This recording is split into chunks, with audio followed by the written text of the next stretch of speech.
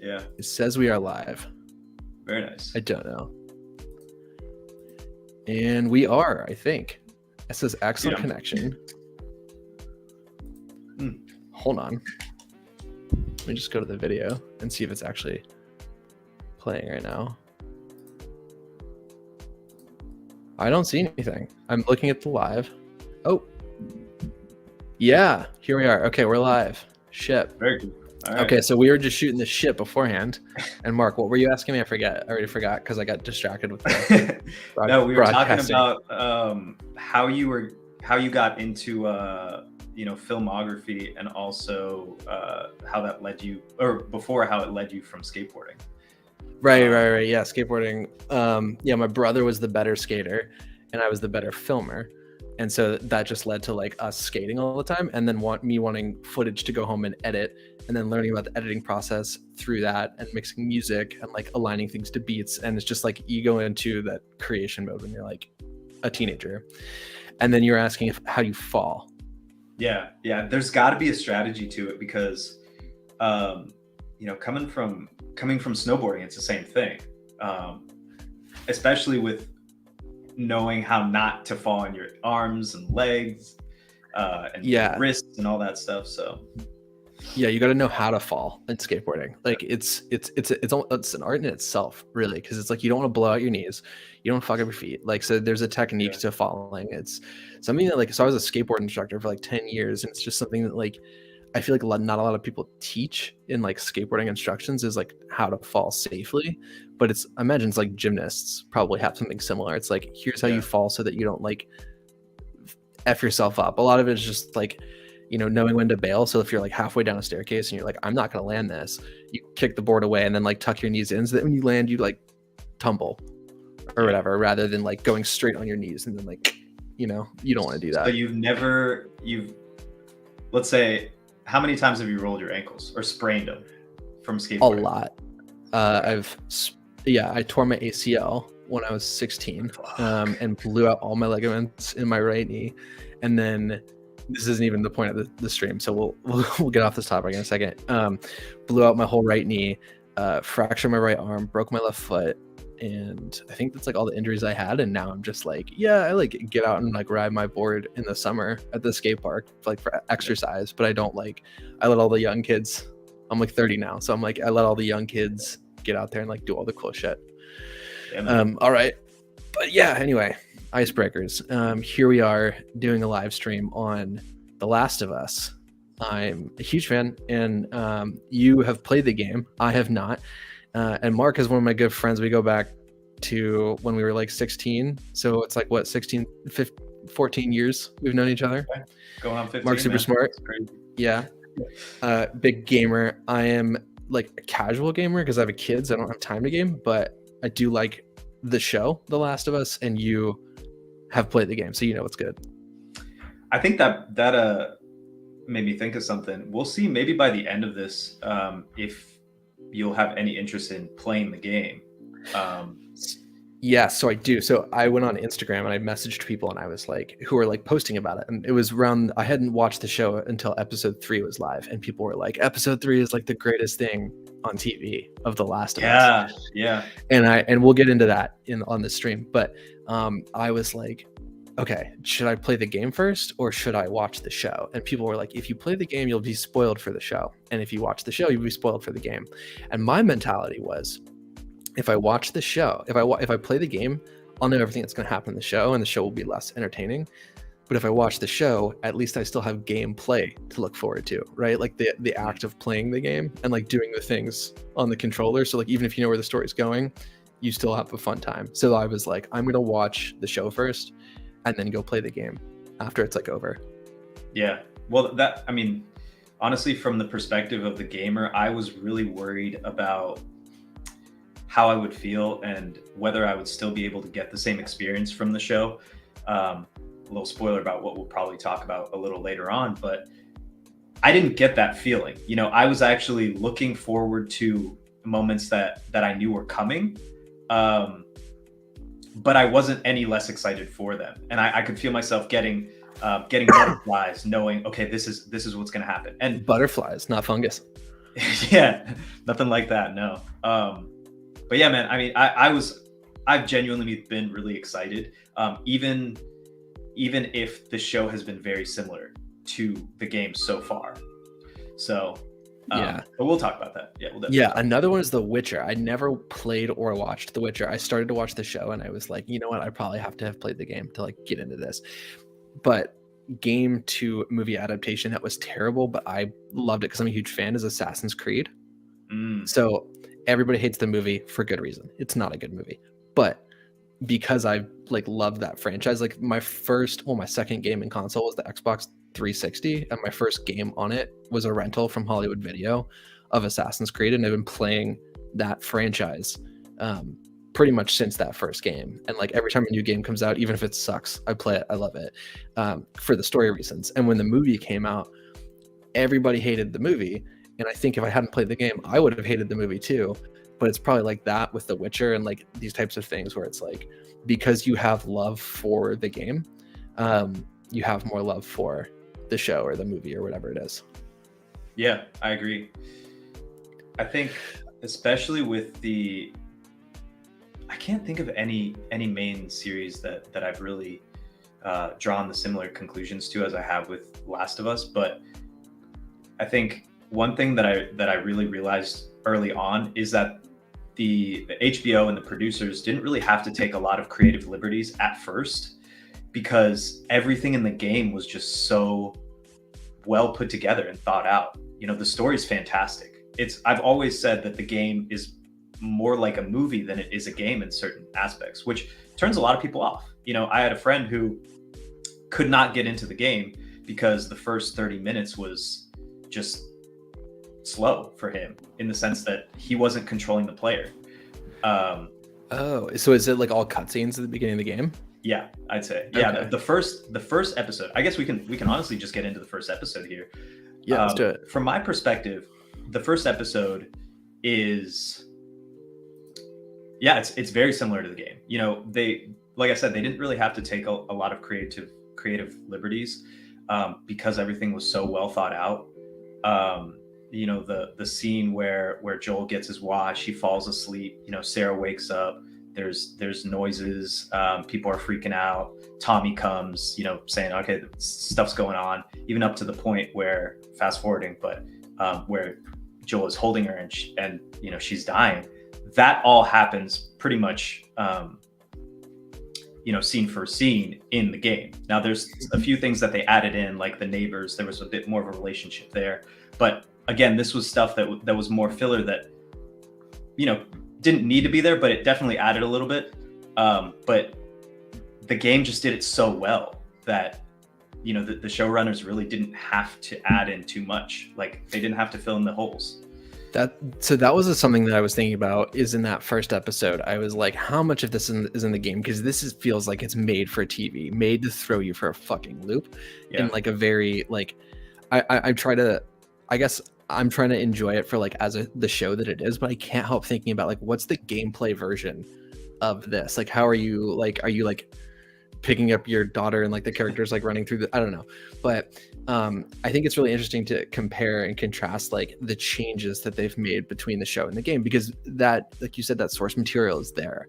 And so when you make a change from the source material, it's got to be really intentional. There's a reason behind it.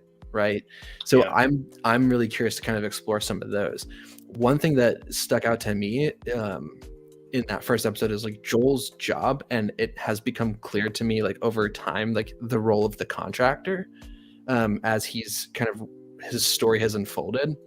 Curious, did they tell you like what his job was before the fall of civilization in the game? I can't remember. Okay. Yeah. So to me, what was kind of interesting is you've got this guy who is he's a contractor, right? And coming from sort of like that world, like before I'm in the world that I'm in now, which is like marketing and then this as a hobby. But in my past life, I worked at a construction company and I was like an project estimator, and I would work with all the contractors to like subcontract out the bids. What's interesting is like, okay, so there's kind of like two takes on a contractor, right? One is like they hold the like they like build the foundation of like the world as we know it, right? And that's exactly what he did. He built shops, he built stores, he built like the world that is now destroyed. And I thought that was super kind of like interesting, is like that was his job before the fall, and now he's carrying this girl forward who's like the future of civilization and like the hope for humanity.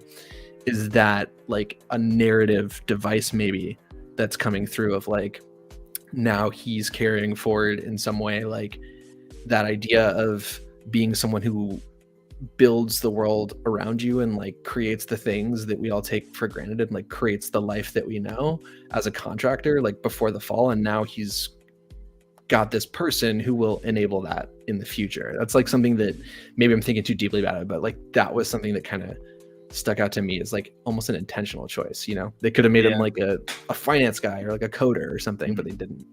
Well, I think it's interesting that you bring up the word contractor, because even after the what did you call it? The fall? The fall of civilization. Oh, right? the fall of civilization. Yeah. Like I just call it the fall. Yeah. I was thinking back on Gears of War where they called it like Emergence Day or something like that, where, this is called the apocalypse. Yeah, exactly. It's interesting that you call it him a contractor, because I was actually thinking of him as a contractor, after the fall of civilization as well. Because think about him. He's working for Marlene. She's, leader-ish of a group of the Fireflies. And he is contracted out to take on this mission to get her to another Firefly outpost. So again, Joel becomes very transactional. He doesn't have that love for Ellie. He doesn't give a shit about her, honestly. He's just like, okay, this is a job. What was he doing before? Slinging guns. Yeah, exactly. He calls her cargo.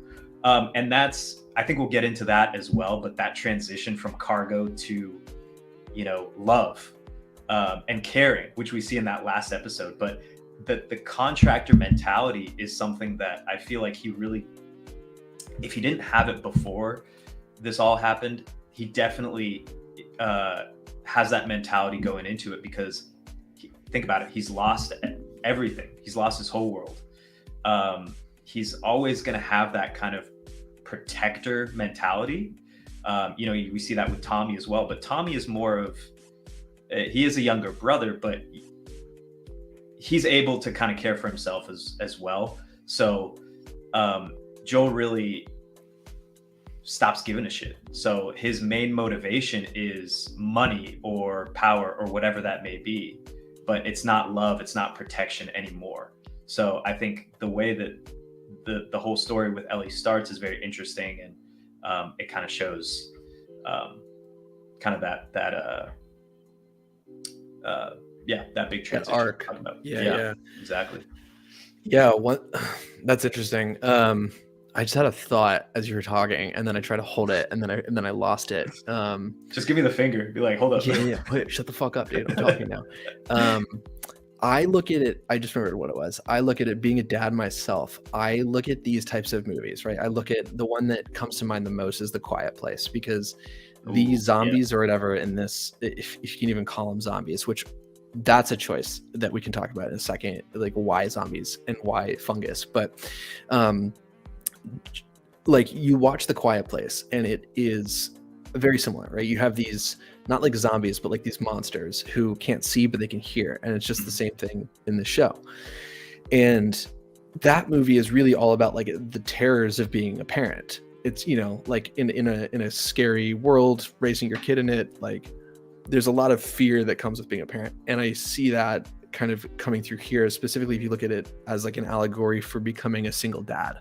And that happens, I don't know how it happens in the game, but in the show, he starts off with this like companion, and then they have this little girl, and then the companion dies. And so he becomes like this single dad. And I kind of see it like through that lens a lot of the time, is like, even though he's not technically like her parent, it's an allegory for parenthood, and specifically single parenthood. And especially in this last episode 6, you kind of see his breaking point, and you see the way that transition that you have of going from transactional to caring and loving.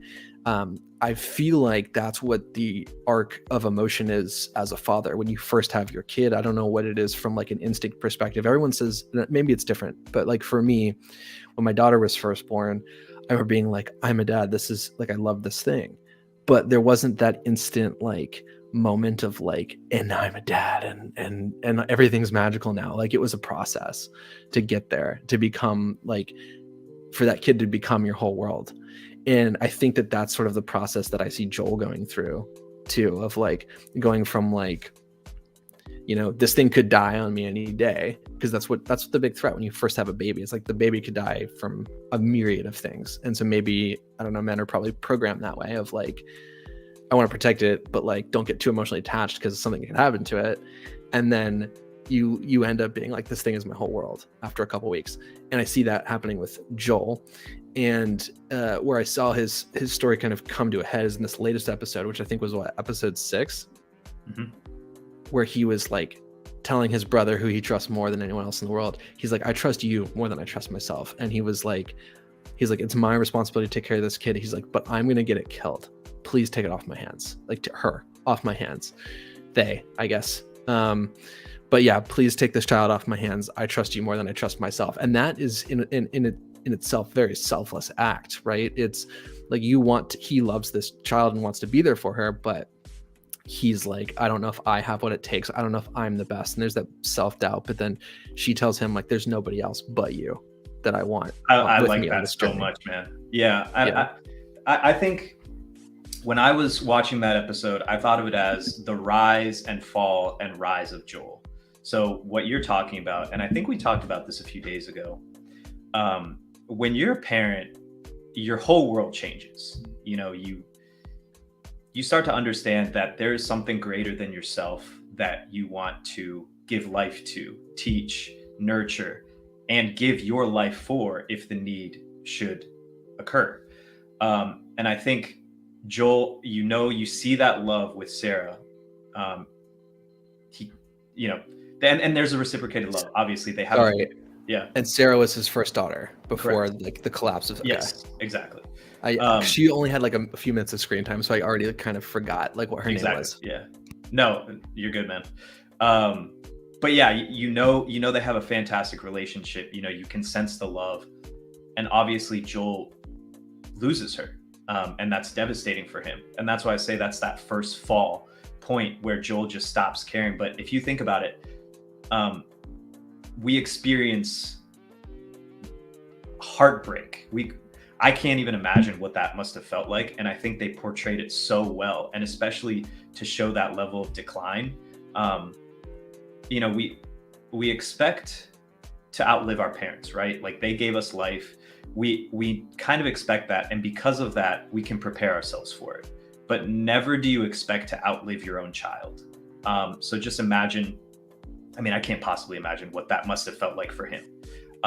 And I think at that point was really the major decline. What was it, 20 years later when we finally see Joel and, that story with Ellie happening. So I think with him, they really portrayed what it meant for him to lose her, what he must have felt. People die from heartbreak. And I think he didn't die, but what he must have felt and what happened to him throughout those 20 years is so evident in the way that he treats everything transactionally. Ellie is, again, cargo as she starts. And I think that's why episode 6 is so powerful. And you alluded at it, but you see these little moments scattered throughout the episodes where initially he's like, shut the fuck up, get away from me.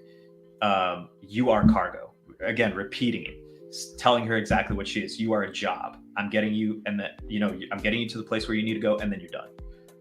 And then seeing that change from small events, the joke book comes to mind. Again, that was actually something that was in the game as well. Just seeing her read this joke book where eventually he's actually laughing. He's uncontrollably laughing. Sweet moments like that where she's messing around. The scene in the car where she's looking at the magazine. The porn. Yeah. Same, something similar happens in the game, as again, a great touch, and really goes to show you much the developers of the game put into this as well, to really consider how they were gonna grow this relationship between Ellie and Joel over time, in the same way that the showrunners did. But I think that really leads us again to what you were talking about with episode 6, which was Joel is vulnerable in this episode. He's gotten to the point now where he's able to show love by telling his brother that he cares for her so much that he fears for her safety with him. He's worried that he can no longer take care of her, and he understands that I can't do this again. I fucked up once. In his mind, he is responsible, right? He's gotten to the point where now it's become too dangerous. She is no longer cargo. She's actually someone he loves and cares for, and he worries that he can't get her to the finish line. And I think that was a really vulnerable moment for him to actually be able to say that and seek help from his brother, knowing that he may lose her. If he may put his trust in the wrong person in one or way. You think yeah.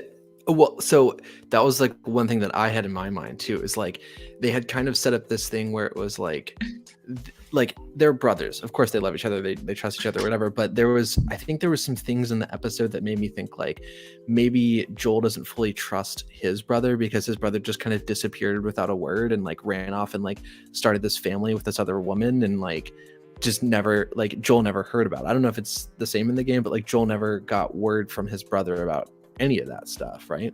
And so it's kind of like his brother's withholding information from him. And so when they first start talking about it, he's like, who's the girl? And he's like, oh, I'm just like trying to get her to her parents. They're paying me a lot of money to like, transport her across the country. Like he doesn't fully trust his brother at first. And that's where I think there's almost a vulnerability in when he confesses to his brother about what the truth is and who this girl is and why she's so important. He's almost like afraid to put his trust in the wrong person. But I think what's also super compelling about that episode is that Ellie chooses him back. You know what I mean? Because like throughout the whole show, it's like Joel being like, "You're cargo, you're nothing to me." And it's that emotional distancing that he's putting there, so that he doesn't get hurt by what hurt him in the past, being the death of his own daughter, his biological daughter. But then what we see here is like Ellie has kind of had her guard up too, and her guard is through humor, and she kind of breaks that guard with Joel in this episode. And like when he's like, you know, I thought you had the right to have a choice, and he's about to like go on this like fucking speech that he prepared, and then she just interrupts him. She's like, get on the horse. I choose you. Yeah. And then I choose you back. Like it's like, because if it was transactional for her, like it wouldn't matter who transported her, you know what I mean? But she's like, there's this other guy, he's younger, he's more limber, he knows the area, being Joel's brother, but I'm choosing to go with Joel instead. You know what I mean? And like it wasn't a question of her survival, it was almost an emotional thing. And then that's why at the very end, when Joel gets, you know, stabbed, and he's bleeding out or whatever, she's like, I can't do this without you. You know what I mean? And that to me is just a powerful, like, father chooses daughter, daughter chooses father back kind of thing. Yeah. And it's also interesting. I know we can't compare them, you know, one to one, because Joel may feel responsible for the death of his daughter in a way that Ellie may not have experienced with the people that she's lost. But it is interesting how she says, hey, I've lost people too. Don't think that just because you've lost people, you have the right to, you know, distance yourself and put up this emotional barrier between you and the people that you care about, because I've lost people and I'm not doing that. So what makes you better than me? Why do you think that you can cut me out and I, you know, when I don't do that? Yeah, that's a really interesting point too, because I think you also see a bit of, like with Ellie, you see exactly what you just said, but you also see a bit of like, you can trust the kids too. Like that's another thing that comes with parenting as you get older. I'm not there yet. Like my kid's almost 3. Like she's not, you know, 16 or 12 or whatever, but I have seen it with like cousins and like nephews and nieces and stuff, where it's like when they reach a certain age, they want to kind of take autonomy and like make their own choices, and parents don't always trust their kid to make the right choices. They're like, you don't know what it's like, you're going to make a dangerous choice, you know, I'm telling you what's best for you for your own safety.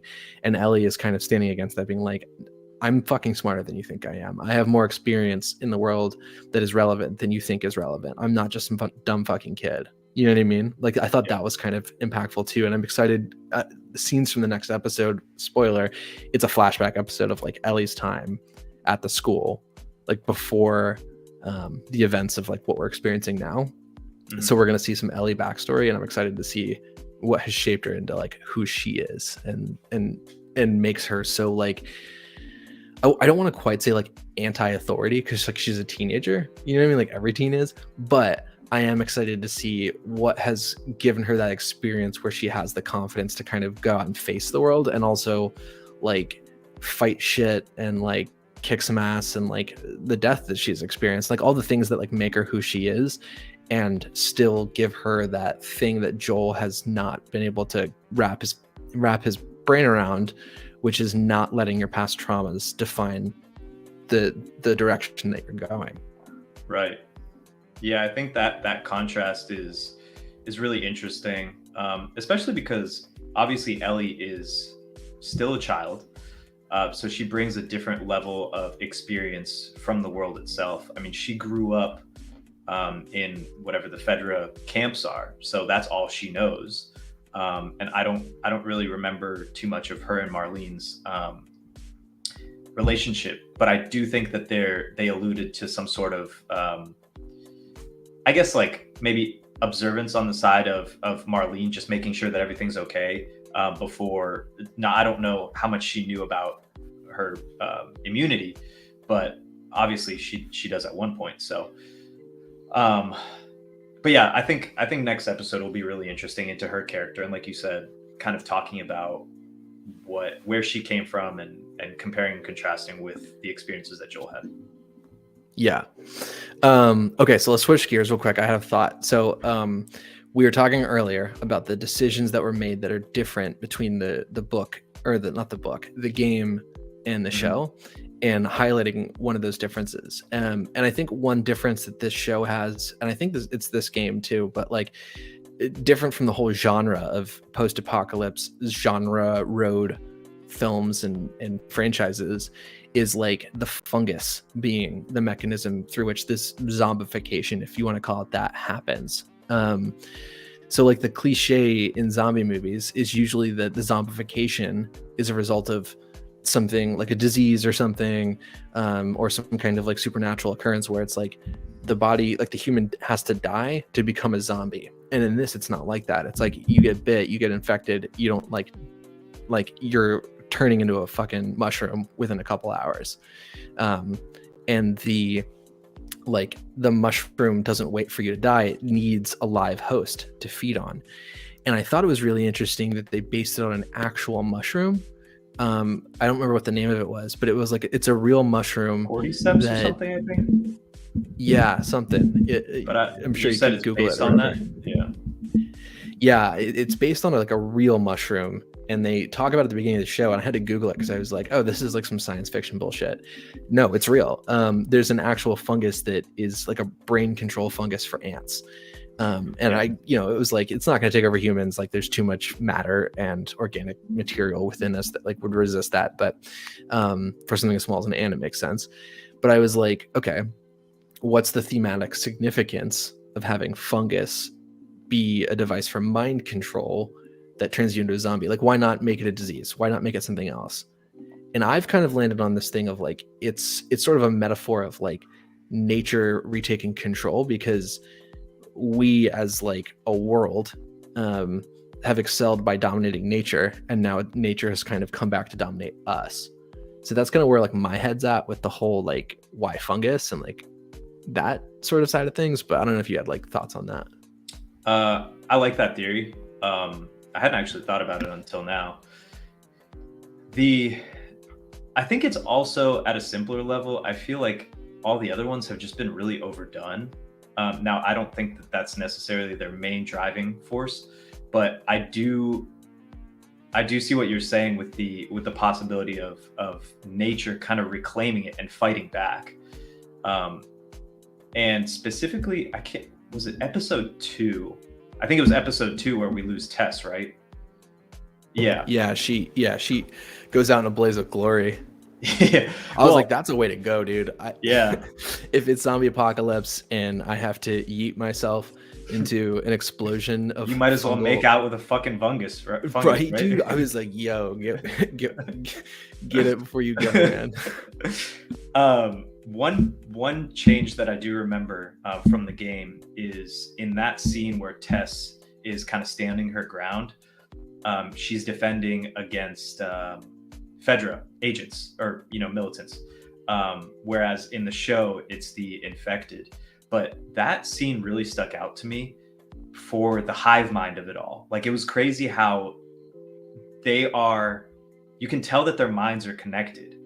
There's some greater fungus that's controlling them, and essentially giving them a purpose. So typically in these zombie movies or series, zombies are kind of mindless. Yeah, they can start chasing after, I see someone or smell someone that's alive, I'm gonna go chase after them because I'm hungry or I want to kill or whatever. But in this case, it seems like there's a greater purpose, like whether it's the desire to appease the host or getting some sort of greater instructions from something else. We already know that fungi is like the biggest organism on the planet. So it could be that there's something greater controlling all of these infected. And I guess that was really cool to see how they kind of incorporated that into sending a giant host of them to attack Tess, Joel, and Ellie. So that's not explored in the first game, like the idea that there is like a network. I'm sure it was, but just not in that scene. Which Okay. I really like the direction that the show went for that particular part. Yeah, so that's interesting too, because I feel like a lot of like the metaphor of the zombie has always been, I think, sort of an allegory for like the passivity of the masses, right? Like you look at what was that one that Adam Driver was in with Bill Murray a couple years ago? Ooh. I can't remember the name of it. It'll come to me. But it was like a spoof. Yeah, but it was a spoof on the zombie movies, and it was like like all the zombies were walking around like taking selfies and shit. And it was like just kind of a metaphor for how like people are like on their phones all the time, and like that's what kind of led to this like zombie apocalypse type situation. And it's like, the willingness of the masses to be controlled and to not make up their own choices, not forge their own path. And I think that's like what zombies have kind of always in some way represented. And it's interesting to hear that like in this case, there is a network, there is a purpose to this zombies. And I think it is like, nature taking control back of humanity and kind of putting us in our place is kind of where I keep landing on it. But it was also interesting to hear that Tess dies differently in the game. She gets killed by FEDRA, you said, but in the show, it's the zombies. Yeah, it's a very similar scene. Besides that fact, I mean, she's taking a stand. You're running out. She's been bit. So it was only a matter of time. But yeah, it was that was that major change. So yeah. Gotcha. Okay. Yeah, let's actually talk about FEDRA for a second, right? And then like the Fireflies and like all the factions in the show. So like FEDRA, if we're going off this idea of like nature reclaiming control, right? FEDRA, I think, kind of represents the last stand against nature, right? And so if you think about it as nature is taking control back of a world that has been dominated by humans who are industrial. We have the military industrial complex, and the worst of us is shown through the FEDRA camps. And so that is kind of interesting to me, is sort of the juxtaposition there, right? You've got like the human need for control and order and to build and to survive and to do it through force and to do it through like militant action, in contrast to nature kind of having its way with the world and sort of taking over the world in its own right. So yeah, when I think of FEDRA, I kind of think of like, that's what's left of humanity. We now live in this world that's like run by the entire military industrial complex. And it's just like, it's a representation of like humans' last attempt to kind of enforce control over nature, and it's not working. I think the only way that we've seen that we can really fight against nature is by force. So the control in this case with FEDRA goes to those who are most militant, most powerful.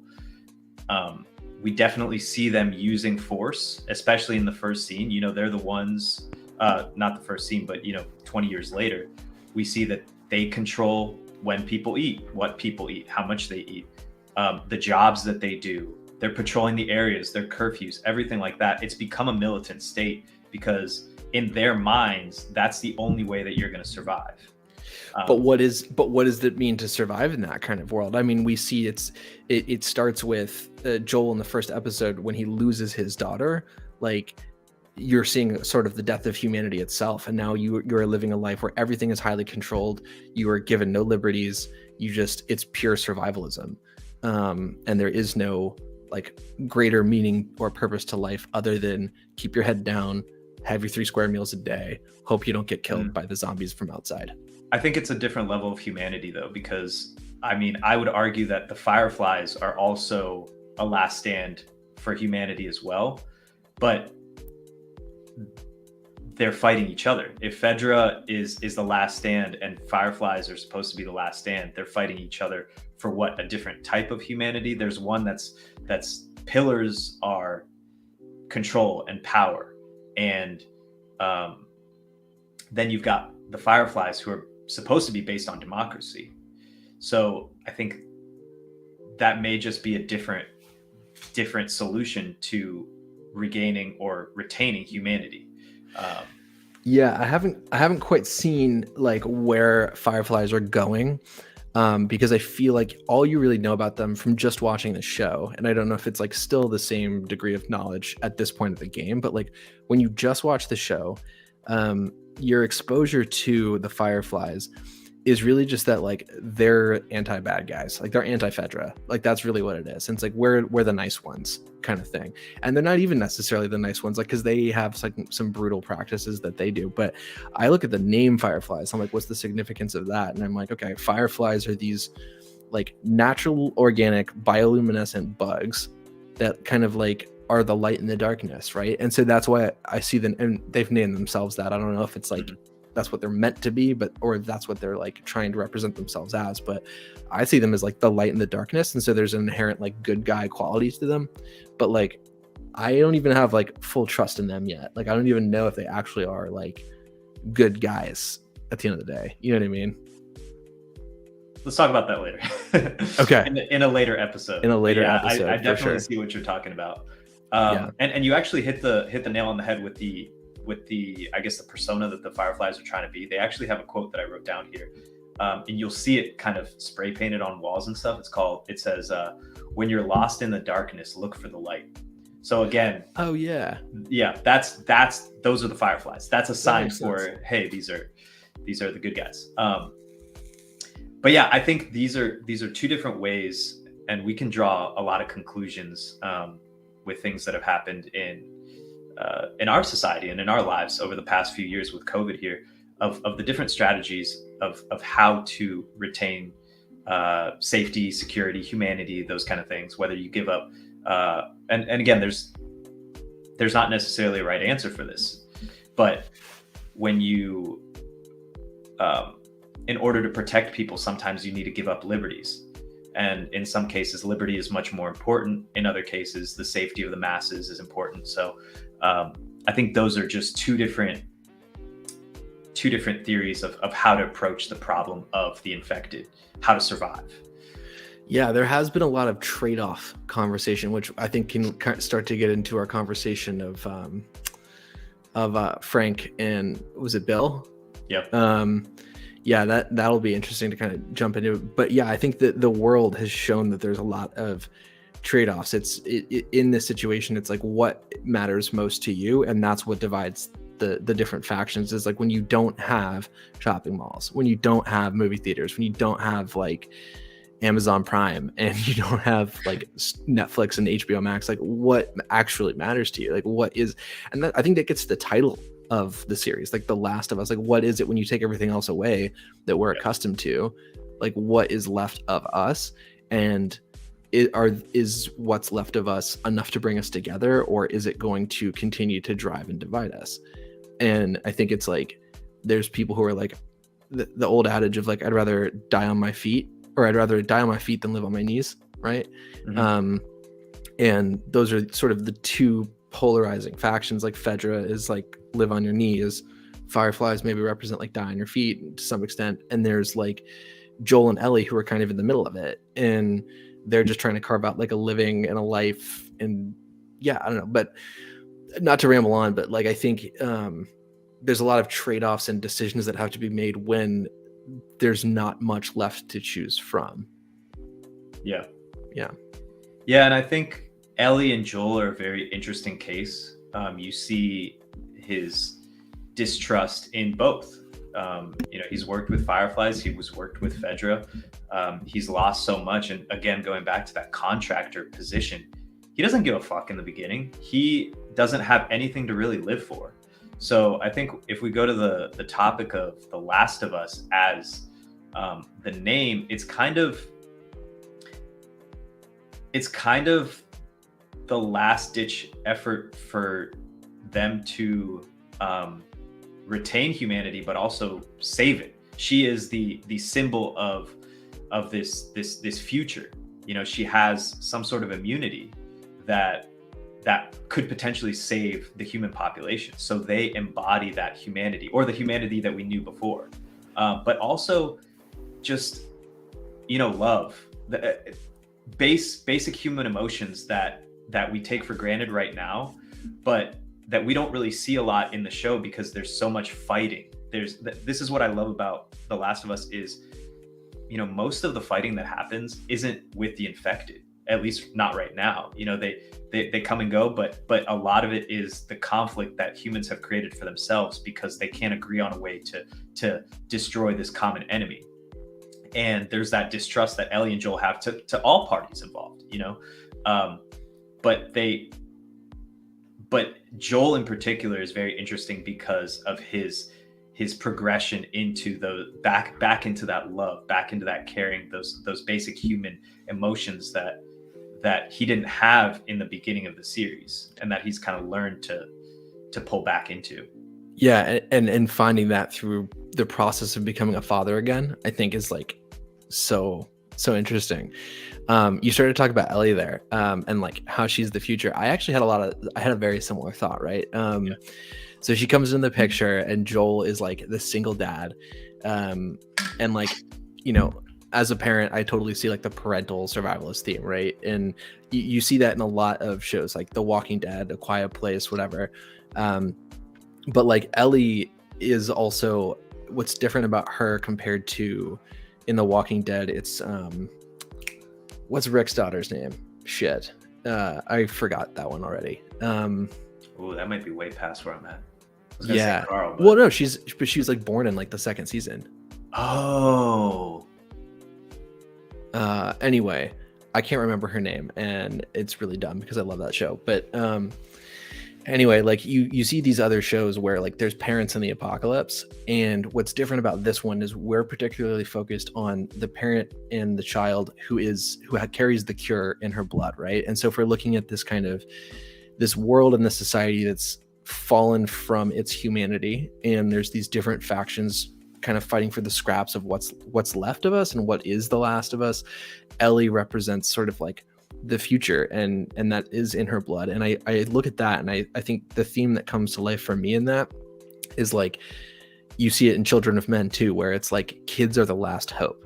The next generation carries the hope for the future, and how we treat them makes all the difference, right? Because if Joel just continued to treat her like cargo, cargo sometimes falls off the back of the truck, and no love lost. You still got paid for it, right? He's not in it for the money anymore. I don't even think there is much money left, like at this point, in this journey that he's going on. It's a personal thing for him, and so kids represent like the future and how we treat them and what we show them and what we expose them to and what we're willing to let them do and the mistakes that we've made that we don't want them to make. I think all of that is really well executed in this show and like makes all the difference. And I don't know where it's going to end up, but like where it ends up. I do know that there's like a sequel to this game where like Ellie is like a grown up, because my brother-in-law was playing it. But yeah, I think that's just like such an interesting theme to kind of explore that. And I'm excited to see where that goes. You know what I mean? Like how you treat the future and how well of a job you do taking care of this thing will change the course of humanity. Yeah, and I don't think he really knew what he was getting himself into. I can understand why he put up the barriers and the walls that he did to protect himself from feeling like he did with Sarah. But I think, as we've already touched on, I think that growth has been really interesting. It's been, and that's part of the reason I love the game so much too, is because you see that growth. Yeah. Okay, let's talk about Belle and Frank. I feel like we have to talk about Belle and Frank because that's the thing. Like, first of all, like, just hats off to one of the greatest representations of like LGBTQ like representation on TV, and doing it in a way that isn't tokenism and not like pandering or like whatever, but like doing it in a way that felt so genuine and relatable, even if, you know, you're hetero or cis or whatever. Like seeing that representation on screen and being able to kind of like empathize with characters who are not like you know, for the majority of us, I would say, and seeing that representation on screen in a way that was compelling, I think is like, first of all, like I'm really happy that they did it in that way, and it didn't feel like, oh, we're just gonna like make gay characters. It didn't like, feel forced to check that box. Yeah, exactly. I will start off by saying that the game handled this particular scene very differently. You actually do see Bill in the game. He's like, you know, his personality and everything about him is pretty much the same. He's, you know, super good with his hands. He loves tinkering and creating things. He's great with weapons, all that. I think I did read somewhere that some of the viewers were kind of sad. The ones that had seen the game were sad because there wasn't any Ellie and Bill interaction, obviously because Ellie never met Bill in the series. But that was really cool because when they meet, Ellie sees him, she's talking shit, he's talking shit back. Like there's a good banter going back and forth. And that you do lose that interaction because their personalities, at least in the game, were very similar and they clashed. There's one scene where they're like, they're in a parking lot or something, and she's like, oh, did you try and get gas out of these cars? And he's like, whoa, geez, like I can't believe I didn't think about that. Let me just go ahead and grab all the gas out of these cars or something. Yeah, exactly. Yeah. And it's just they're both sarcastic people. They did give a little bit of that moment, I think, to Joel, because he's like teaching her how to siphon gas out of the cars.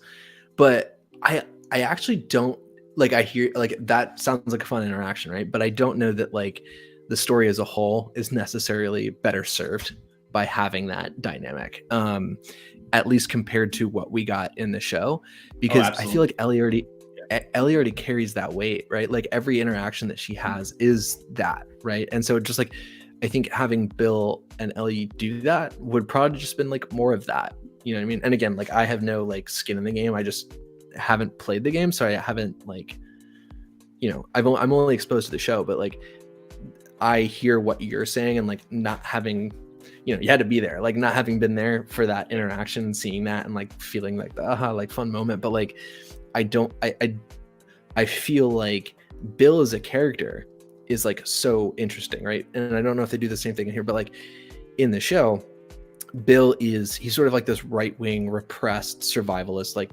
conspiracy nut doomsday prepper, right? And like we see people like that in our daily lives. I see them all over Instagram, you know, and they're like they're like crazy people, you know, like you're like, oh, you're just like a doomsday prepper, like you think the end is coming and like it's never gonna come, whatever. But then he like is very sheltered and like alone and like quiet and like to himself. And then he comes across Frank, who wanders into one of his like traps, right? And at first there's a lot, there's sort of a lack of trust I mean, like Bill does give him like these nice things, like this food, and he's just kind of like doing all this nice things, but he's got like a gun pointed in his general direction the whole time. And I see this. Frank is also like, sorry to cut you off, but there's that really good that good contrast between the two of them. I mean, you see it with the piano scene in the series where Frank is, he just randomly sits on this guy's piano and starts playing. He brings Bill out of his shell by connecting with him, treating him like a human instead of as, just an enemy. Now, interactions like that don't exist for Bill. Obviously, he's closed himself off on purpose. He's built a wall around himself, both figuratively and physically. Quick question: Is he that way in the game too? He is, yeah. He's like a doomsday prepper. Exactly, yeah. I mean, he's okay. If I remember correctly, he's the one that teaches you how to make these bombs with nails in them. That when they explode, they just like shoot a bunch of nails out. So he's very doomsday, same thing. But you're talking about how Frank brings him out of his shell. Yeah, I think that contrast is really powerful, and I agree with you. I think the decision that they made to not go the route that the book did, I don't know how this would have worked in the book, and whether this whole interaction and backstory with Frank and Bill, however small we would have seen it, would have been powerful. I highly doubt it would have been. But the decision of the showrunners to include this episode and do it in this way, I think was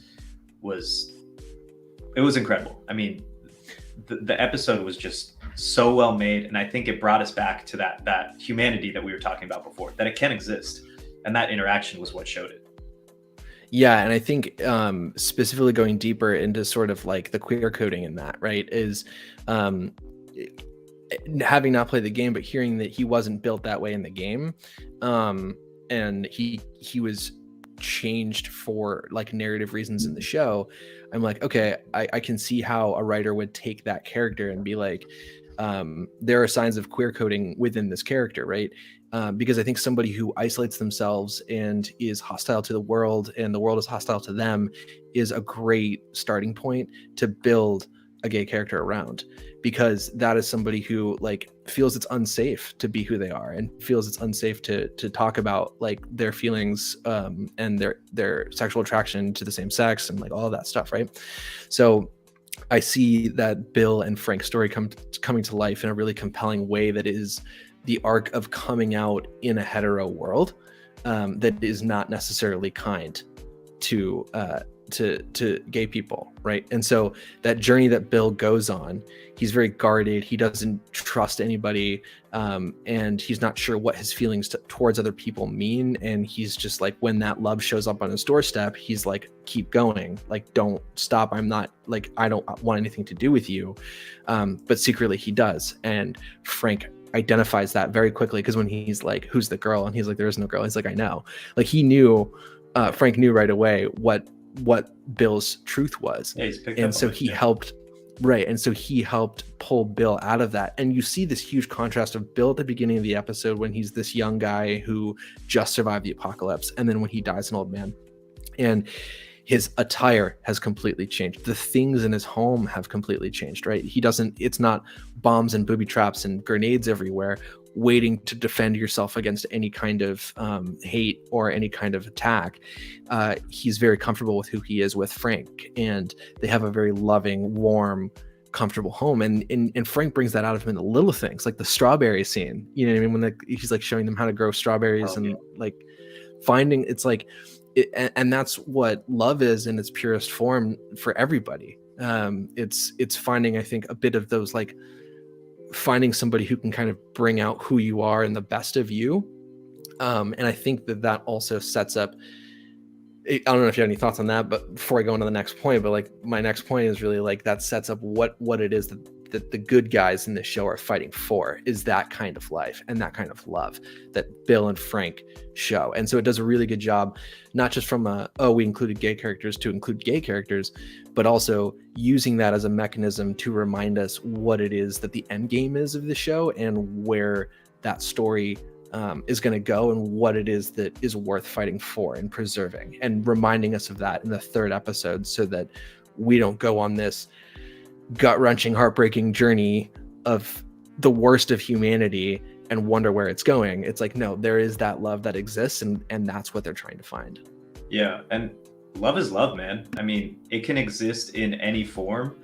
And what I think Bill and Frank really portrayed was that even in the most dire circumstances, you can find love. You can find that humanity that Ellie and Joel are trying to bring back. And it may be rare, and everything may be pulling you away from that to distrust anyone that you may see on the road. I mean, look at Bill. He had built up this wall around him with booby traps and everything like that Frank just happened to fall into. But he was able to realize that this still exists. No matter how many walls I put up, the right person will save you. Sometimes from yourself. Yes, key right there. Yeah, save you from yourself. So yeah, I think that was really powerful. That the episode 3 had to happen too. I think that with all the contrast that we talked about, that was the big thing, is that it slowed things down in some ways, but it was necessary because it really showed what the end goal is, what can exist. Yeah, and I think it also does a really good job of being a microcosm of what the macro story, I hope, plays out to be, right? Because you start with Bill, because we talked about earlier, right? FEDRA represents the last of humanity, and the Fireflies represent like the light and the darkness. And FEDRA being life and humanity being kind of boiled down to survivalism and whatever it takes to just survive. And that's where Bill's at the beginning of the journey. He's like, he would, he's not saying he would align with FEDRA, but like those values are the same, of like survivalism above all else. And then the path of getting past being just surviving and actually living, and getting to a point of living a life that was so fulfilling that at the very end, you're ready to say goodbye to it. And because you had, like, you lived kind of your truest life, and you found happiness. And so you're not sad to leave the world. You're sad. You're like not sad to leave the world. Like he lived a fulfilling life. And I hope that that's where all of these characters get to go. They're not going to. It's an apocalypse movie. There's going to be some tragedy, but it just kind of shows like the evolution of the end goal, and where we start out at the beginning versus where we can hopefully end up by the end of all this. I thought that was like a really key, compelling thing in the show, that not to continue to fucking ramble, but like just get us to that place of like, this is what the stakes are. This is what we're fighting for. Yeah. I actually think it's interesting, their choice to not have them meet. And I was curious about that too. And I don't know how it would have worked, but what would you have thought if they had the opportunity to kind of meet each other, as opposed to, well, I guess Joel did meet Bill and Frank with Tess a while back, but that was an interesting choice to see kind of everything undisturbed. And this, I guess what I'm trying to say is the contrast between the way that they had it in the game, where Bill is still actively fighting, versus Bill has led a fulfilling life with Frank, and they see, like what you were talking about, what could be, that in this world of chaos, normalcy can still exist, and more than normalcy, like happiness, like so your question then is like, what are my thoughts on like if Ellie and Bill had met? Well, not necessarily. I think that would be more of a question for me, since I've experienced both sides. It's more of, and you pretty much answered it, but how did you feel about their choice to have them come in after they've experienced this life, or they saw that they had experienced this life?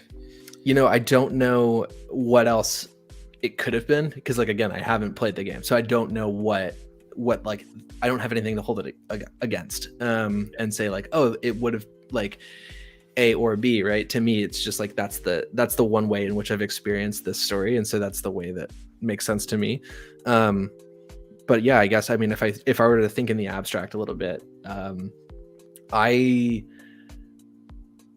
would have been, I don't know, like, I think about the pacing of the show ultimately as a decision factor as well, right? And would the show have been serviced by Ellie by showing all of Bill and Frank's adventure together, and then Ellie coming in and also having a dialogue with them, and then them going, like, would that have added anything? I don't think so. I think it would have been like, just like more screen time before they hand off the keys and they drive off. It also would make me feel kind of like shitty about like Joel and Ellie taking the last of all of their gear and then just fucking off. Like, I would have felt bad about that too. I would have been like, but these dudes fucking need it. And like Frank has, cancer. Like, you can't just take cancer like a cancer patient's food. Hey, we're gonna take your truck and you can't do anything about it. So yeah, like fuck off. Like, even if it was like, oh, like we like you and you're our friend and we're gonna give you everything we have, it still wouldn't have made as much sense. Yeah. So I think like the way that they handled it in the show was perfectly paced, and it also like let Bill and Frank kind of end their journey on their terms and not. That's the biggest thing for me. I don't want to keep hammering this, but hammer away. the idea that normalcy can exist and happiness, like you said, is personified by the fact that they died of natural causes. That's huge to me. In a world where who have we seen that's died of quote unquote natural causes in this game? Old age, right? Yeah. Yeah, exactly. Who gets to go out on their terms anymore? Nobody. Yeah. There's no infected nearby. They built this community. They had a freaking church. They had all this stuff, like going grocery shopping, whatever. They lived the life. So that exists. And that's worth living for. I will say too, I didn't know it was going to be the time lapse that it was. Actually, I did, because I think they set it up. It's like, oh, flashback to 2003. By the way, they fucked that up, the continuity stuff. I've seen like a 2006 Nissan in the background, and I'm I know, like, because my mom drove that car, like I know that that's a 2006 and the world of the 2003. But at least it's not a Starbucks cup in the freaking in the Game of Thrones universe. Yeah. Did you hear about the cameraman in Harry Potter? No. Oh, there's a picture, and the movie's been out for. It's Chamber of Secrets. They just found this or something? It just made the rounds on the internet, and everyone's like, how has this movie been out for almost 20 years, over 20 years? And I'm just now noticing this cameraman. It's like in the Great Hall. But that's not the point. But what I was getting at was like, there's the time jump, right? And so I was like, there's all these empty houses. Bill has created a barrier around the entire community. Mm-hmm. And I was like, this is a place that's going to prosper, and he's going to turn it into something bigger. And of course, there's like people in the world who want to come take that away from him. I think symbolic of people who are like, FEDRA raiders, like the worst of humanity, wanting to take away the things that you love. But I also just kind of was like, oh, like they're not going to die alone. Like they're going to have this community, and they're going to create the world better than it was before. And that was kind of where my head was sort of set up, seeing all of the empty houses. And but it was still fun for them to do things like on Frank's last day alive, he's like, I want to go shopping. And they went to the store and like pretended to go shopping. I thought that was like a fun little, like, I'm like, yeah, I probably would fucking do that too. Like, yeah, again, normalcy. You just want to experience life as it would be. The contrast, I think, as well, is was it a Firefly camp in the last episode 6, where Tommy is, or I can't remember. No, it was not a Firefly camp. So if Tommy in the show is ex-Firefly, right. It's just it's a commune, and they specifically call themselves communists. Right. And it's and one thing that I thought was kind of interesting is peeking through, you see that Joel actually used to be a bit more, I would say, conservative, and his brother probably was too, because you see them like they've adapted these like sort of communist socialist values, and then the second that that Tommy's wife says, yeah, no, this is communism, they both kind of wince. Yeah. And because they definitely are, it's ingrained in them to hate that concept. Right. But you're seeing that it has value. Yeah, exactly. Well, and that's interesting too, because I was thinking about this, these, the commune, they're very, very protective as well. And you were talking about the distrust that we have towards others, anyone, doesn't matter if they're Firefly, FEDRA, whatever. You are naturally more preconditioned in this time to be distrusting of others. And I think that even in this place where happiness exists, they've got lights, they've got people that are specialized in their craft, they've built a community, they still recognize the threat that is others, outsiders. you want to be off the grid. You don't send out radio signals. You don't typically accept outsiders. This is because you want to protect the greater good of this internal community. You can't just grow exponentially, because then eventually there's going to be a breaking point, or that's the way they see it. Yeah, and what's interesting is the way that they kind of contrast that, right? So we know with posterity that the community that Tommy is a part of is a good community, right? And it's an accepting community. And so I don't know if there's more to it in the story that we're going to find out or not, but we see in the show that it seems to be a very like positive, good place that is not built on murder and control the way that like the FEDRA quarantine zones are. But then before they get there, they stop at the house where it's the old couple, and they are like, don't cross the river, that's death. Yeah. And it's like, if only the twain should meet, like if only they both have a lot potentially to offer each other, right? Like there's this couple who's like, we're not gonna fuck around with the outside world, we're good where we are, like whatever. And it's like, but like these people aren't as bad as you actually think they are. And so I thought that was kind of an interesting contrast of like the other side of the river is murder, and like them, if those two old people came in, that commune would like shoot them and be like, you guys are dangerous, you know what I mean? And right. But like we know through Joel and Ellie that like both sides are like decent people, right? Well, and you have to protect yourself. They'll never meet, they'll never experience the personalities of each other, nothing like that, because like you said, they're not going to get to a point where they're going to trust each other enough to do that. And that's what the world has turned into. There's this inherent distrust of anyone that doesn't have the same views as you, or even just anyone who's not in your community. You just don't have the opportunity to trust someone, because over time you realize that people are typically motivated by greed, self-interest, self-interest. Which, interestingly enough, that reminded me of Kathleen. We actually haven't talked about her at all. The leader of the Raiders. The one. Oh my God! Yes. How did we not talk about Kathleen? I cannot remember, but I don't think she exists in the game, and I think it was really interesting. I think there's a few reasons why they do that, but for me, she embodies a very, very significant part of the selfishness that can occur in these situations. I wouldn't necessarily say greed, but she has this selfish desire to avenge her brother, to find this guy Henry. She's the leader of this entire group, and she is singularly focused on catching this man who, I guess, sold information or gave out information about her brother, which in turn got him killed. I think that their decision to include her was interesting, because I think it gave Henry a greater purpose of survival for him and his brother. It gave him a little bit more of a backstory that I don't remember, but I don't believe existed in the game. But also it really shows that those in power will always use it to benefit themselves first, even if it doesn't necessarily benefit the community. And I think that's where that inherent distrust comes from. But Kathleen was a very interesting character to me. Yeah, Kathleen, I think, definitely represents like vengeance, right? And the tolls that are taken from that vengeance is like her whole entire like crew dies at the end because of her vendetta.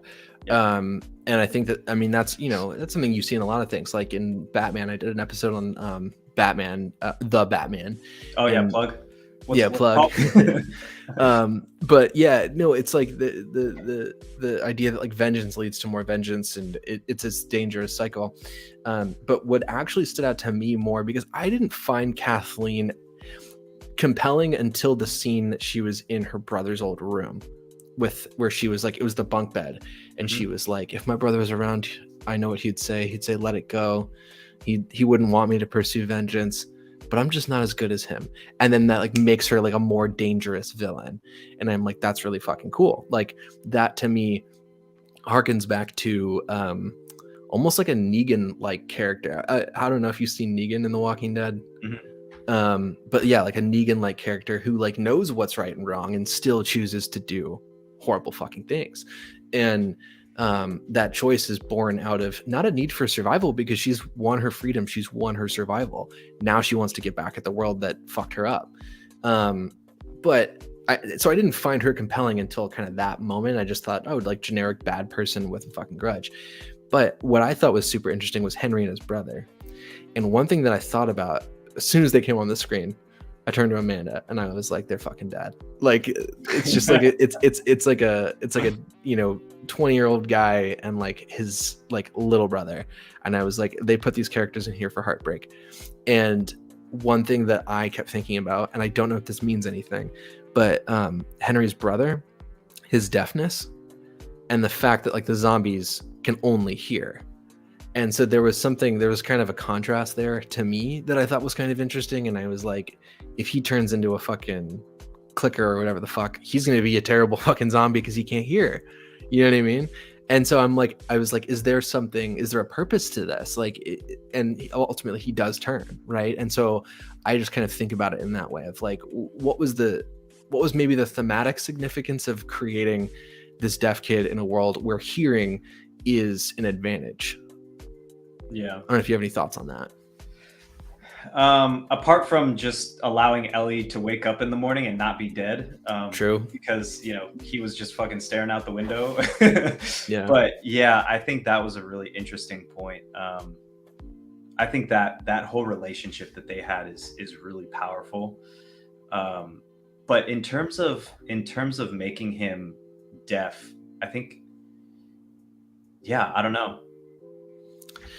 I think one thing that I think about too is this is just going back to being a parent, but like when your child is younger and they can't quite speak, kids learn how to sign a lot sooner than they learn how to speak. So like Camille, before she could say, I want more food, would sign like, more.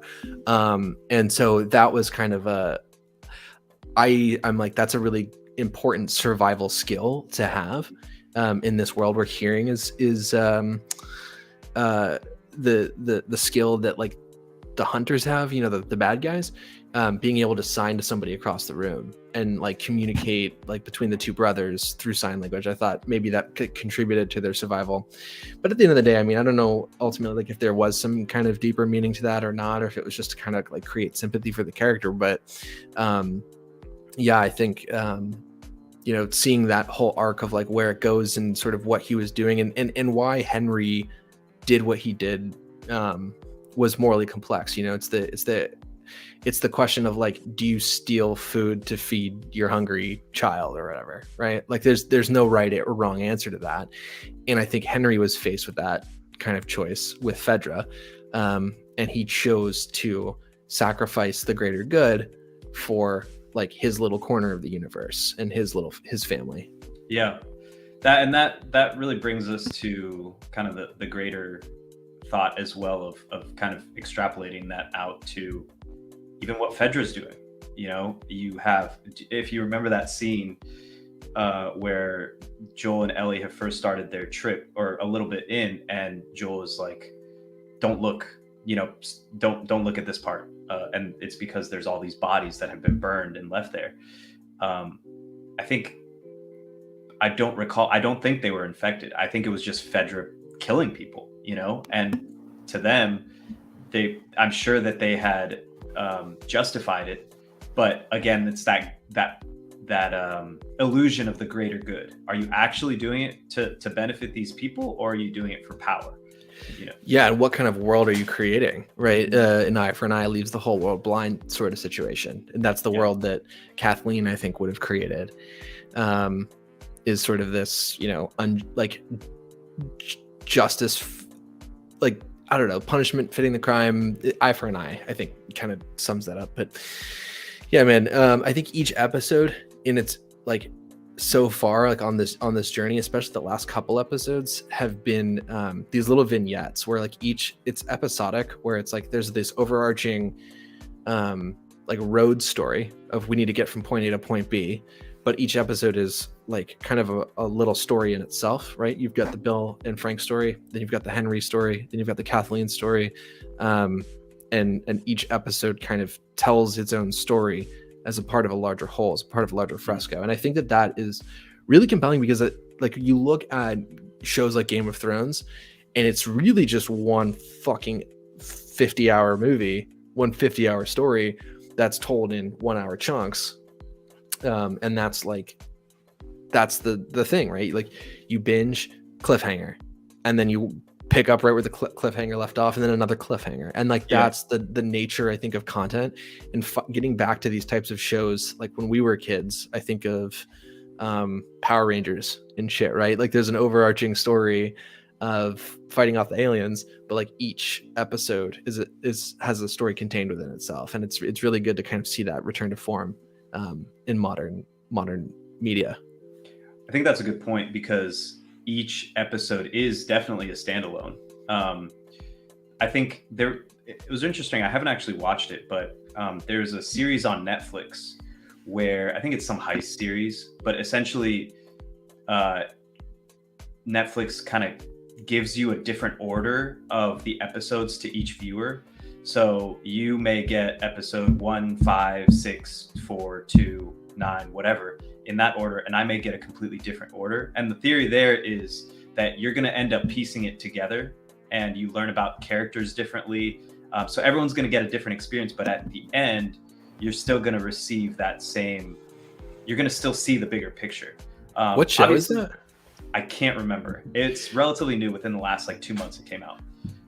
Month and a half or so.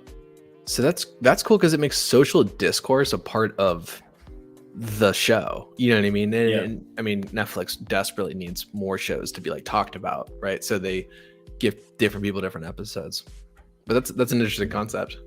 Yeah, and I actually do kind of see it with Last of Us. Obviously, we continue to talk about within this discussion the growth that Joel has as an individual and how his mindset changes. So we can't necessarily take them as standalone episodes and say, okay, we can switch up the order, or even just consider them within this vacuum. But I do think that, like you're talking about, there are themes that can be taken as kind of separate pieces and really just analyze analyze them as they are, and then get that bigger picture. Just like with the Bill and Frank episode, we really get an idea of what humanity looks like. With the Kathleen episode, we look at what loss of humanity could do. Yeah. And then, just kind of comparing and contrasting the elements that we see in separate episodes. But they do focus on that theme that you're talking about. That's a really good point too, because we talked about Bill. I keep wanting to say Bill and Ted. Dude, me too. I've been thinking about that a few times. Yeah. Yep. Yeah, but we do see Bill and Frank's story, as we said earlier, being the microcosm of what they're fighting for in this world, and the goodness that can still exist despite all the horrors. And with Kathleen, that's in contrast. It's the very next episode. So it's a stark contrast. It's not like, slow burn.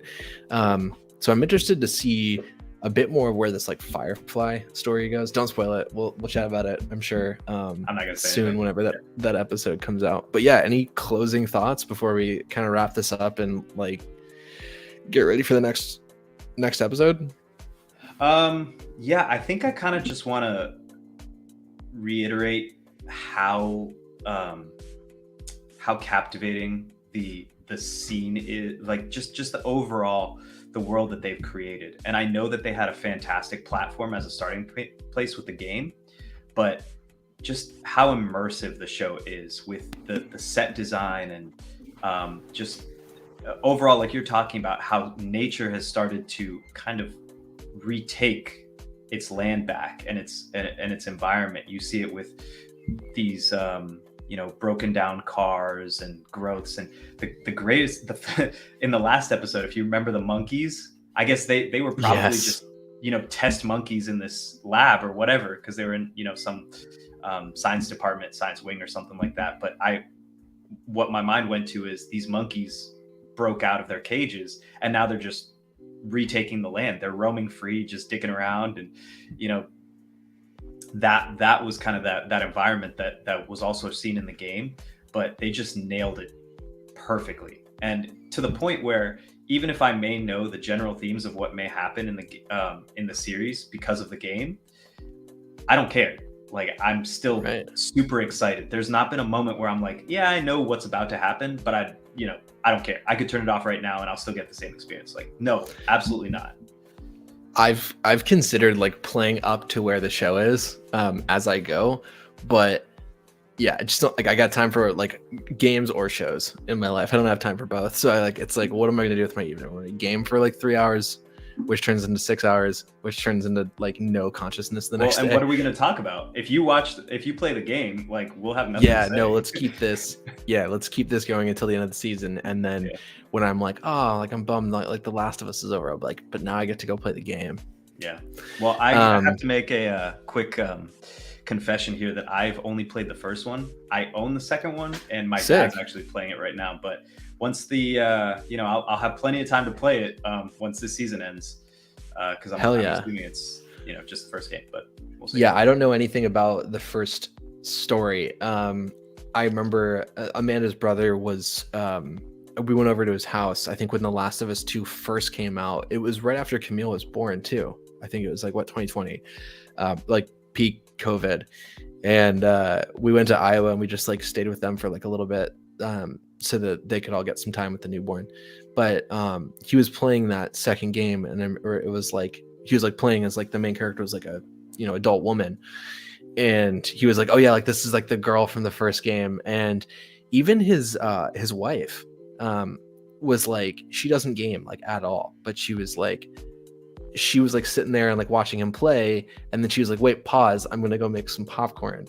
and it's so like a movie, man, I'm telling you. Yeah, she's like sitting there like watching him play because like the game is so strong and compelling narratively, that it has that captivating effect. But I guess my closing thoughts on this is that like I think The Last of Us on a surface level, and like thinking about like, okay, what does The Last of Us mean, like why does it matter? And I kind of look to, I think a title of a movie or a show tells you a lot, and then the movie itself creates the context around that title, and sometimes it's just like a very straightforward like Grand Budapest Hotel, it doesn't fucking say anything, but then like the goings on of the Grand Budapest Hotel is really what the story is about. So like it's not like a clear-cut rule like that, but when I think of The Last of Us, I'm like, that is a very intentional title. Like they could have called it fucking anything. They could have called it Joel, like they could have called it Fungus, fungi, I don't know, but Fungus.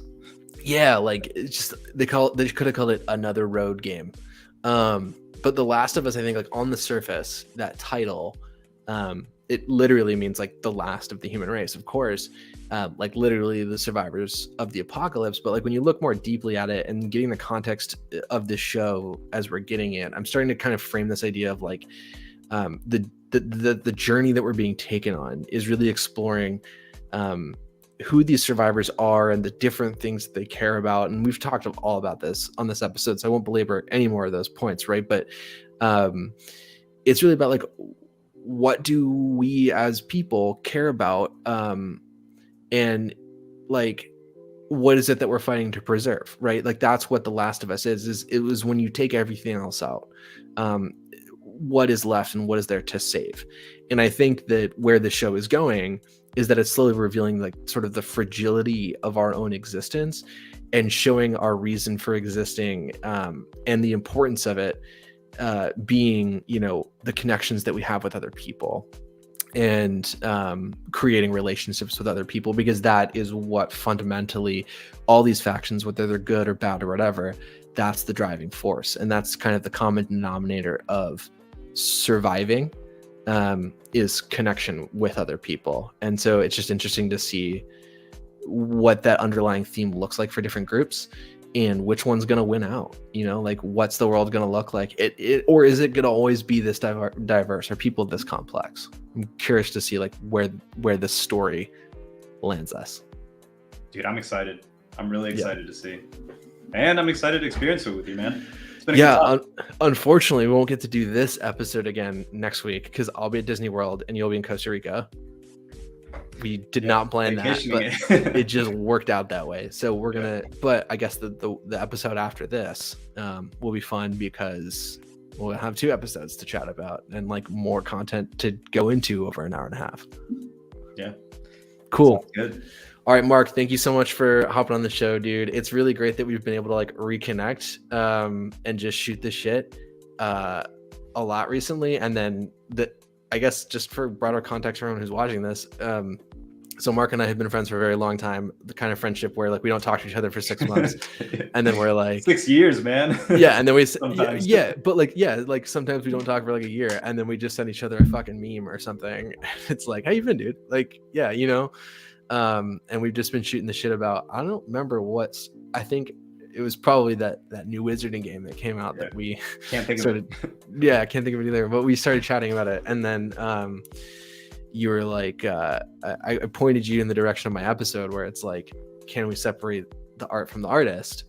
And you were like, this is an interesting take. And then we started talking about like themes and all that stuff in all kinds of content. And then we started talking about The Last of Us, and we were like, we're just like doing this. Yeah. We're just like texting back and forth for 6 hours. Just get on a live stream and do it in front of people. And that for me checks off the box of making content for my YouTube channel that I fall behind on. And then that also introduces you into the YouTube world in case you want to build a YouTube channel one day. I think it's going to be interesting to hear other people's thoughts as well, because I think our goal with doing a live stream as well was just really getting people to chime in and see what they think too. We're just two idiots that have some theories about the show, but we'd love to kind of make it a discussion and see if we can get folks. Just a couple of guys being dudes. Yeah. Yeah.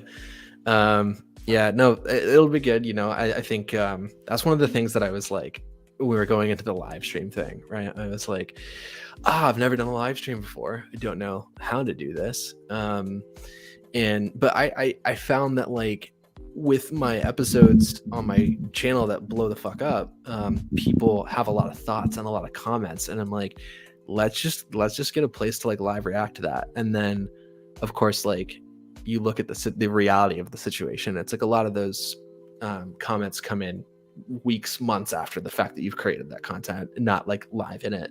Yeah.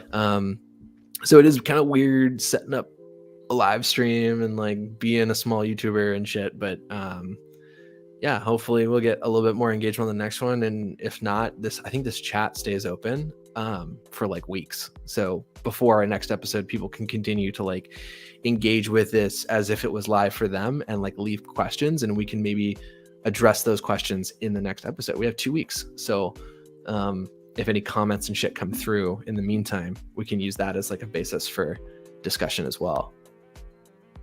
Sounds great to me, man. I'm excited. All right, bro. Well, thank you so much for doing this with me. Hopefully you're down to do it again, and we'll keep doing this until there's no more of The Last of Us. And maybe if this is cool, like we'll do more episodes on other shows or movies or games. And maybe if it's not, we'll just, I don't know. I'd love the idea of at least a podcast with you in the future. Yeah, let us know. Will do. All right, bro. Talk to you later.